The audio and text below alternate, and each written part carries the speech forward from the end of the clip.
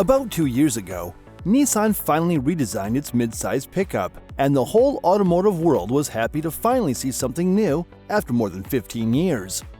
Meanwhile, things changed a lot in the last few years, as almost every truck maker redesigned its model in this segment, so many wonder if the Frontier can still keep up with the competition. Stay with us as we take a close look at the 2024 Nissan Frontier to get the truck's biggest pros and cons exposed. Of course, we'll start this video with good things.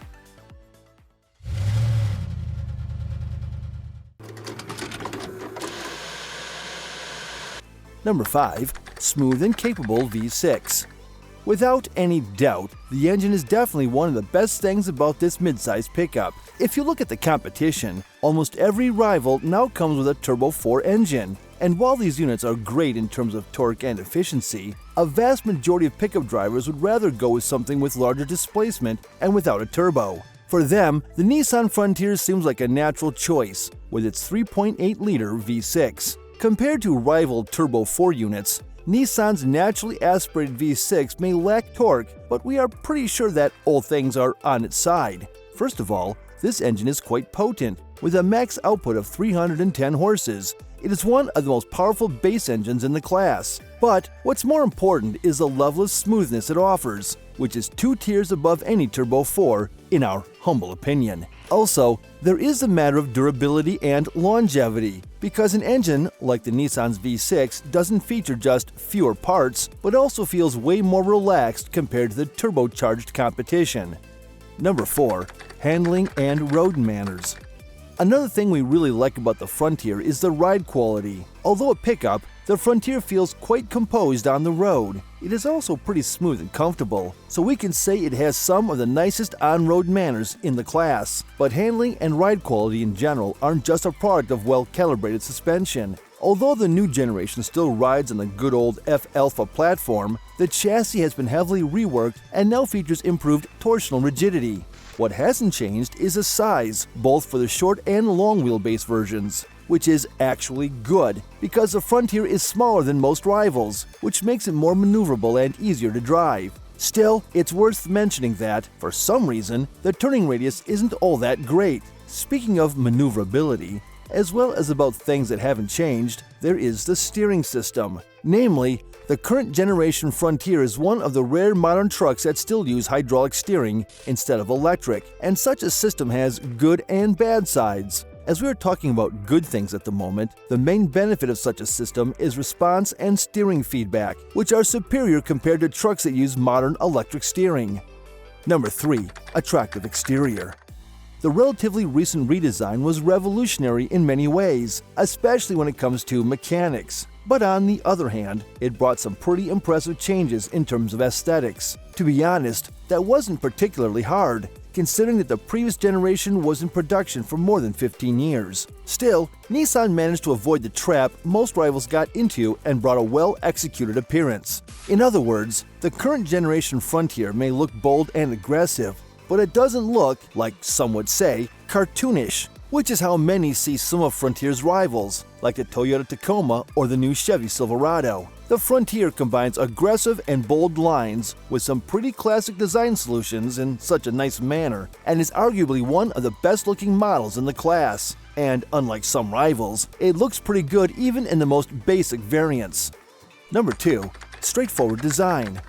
If we could use 2 words to describe Nissan Frontier, those would be simple and straightforward. And in the pickup truck universe, that's actually a great thing. From the perspective of an average pickup driver, these vehicles aren't meant to be too complicated. Most truck drivers don't want to bother with overcomplicated engineering and, unfortunately, that's the direction many rival companies are going at the moment. They put too much focus on things that are not traditionally associated with pickup drivers, on things as fuel efficiency, comfort, or tech features. The Frontier isn't particularly great in any of these, but on the other hand, it stands strong in things that matter. It promises reliability and durability. It promises easiness of use, with its simple drivetrain controls and the lack of modern tech features. The engine is large and naturally aspirated. The drivetrain is relatively old and proven, while the gauges are analog. In the eyes of most pickup drivers, that's how a pickup is made. Number 1. Good value. Above all, the best thing about the Frontier is that it actually represents a great value. For the starting price that's a little bit over $30,000, you get some pretty impressive features. For example, there is the V6 engine. In the case of most rivals, base versions are equipped with 4 cylinders and, in most cases, notably less capable powertrain. The Nissan Frontier also features a pretty generous list of standard equipment, whether it's about tech features, safety, or convenience. It feels well built and solid, both outside and on the inside. Finally, the Frontier is more comfortable than its rivals, at least when it comes to the front row, which still comes equipped with zero-gravity seats, some of the best seats you can find on the mainstream market. Another thing that the Frontier has, and most rivals don't, is customization.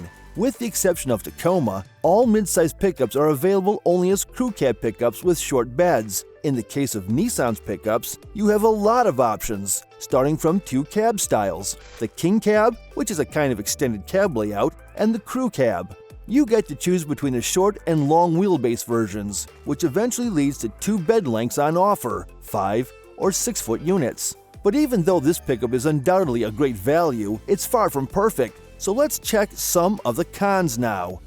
Number 3. Utilitarian interior design.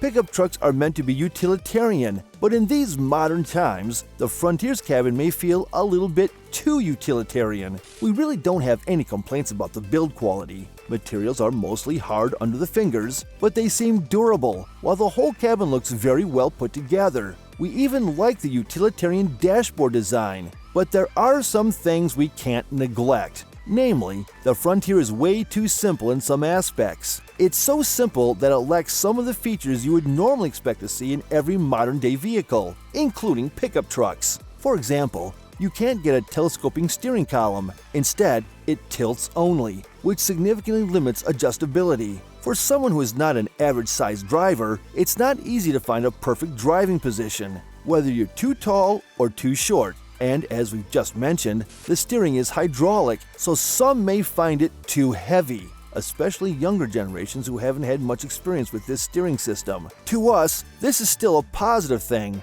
but different drivers have different preferences. Another thing worth mentioning is that there are some oddly placed controls around the cabin, so it's pretty legal to say that ergonomics are far from perfect. Number 2. Lack of competitive off-road version. Don't get us wrong, the Frontier has a pretty good off-road potential and can be pretty capable if you pick the Pro 4X trim. That model comes standard with 4-wheel drive, Bilstein suspension, a 2-speed transfer case, a locking differential, all-terrain tires, and skid plates. It is a solid off-roader, but the competition is simply better. If you look at other classmates, all of them have genuine off-road monsters in their lineup. The Chevy Colorado has the ZR2 with impressive off-road suspension and many other features that the Frontier doesn't have. The same is with the Gladiator Rubicon, which is arguably the best off-roader in the class. Furthermore, Ford is finally bringing the Ranger Raptor to North America with a pretty impressive V6 engine. Finally, the new generation Tacoma now has 2 super capable off-roaders. Besides the well-known name, the TRD Pro, there is also a new kid on the block, the Trail Hunter, which is more of a rock crawler designed as an ultimate overlanding pickup truck. Number 1. Lack of passenger space. There is a pretty big paradox we have found in the Nissan's midsize pickup. At the same time, it is the most and the least comfortable pickup in the class, depending on the perspective.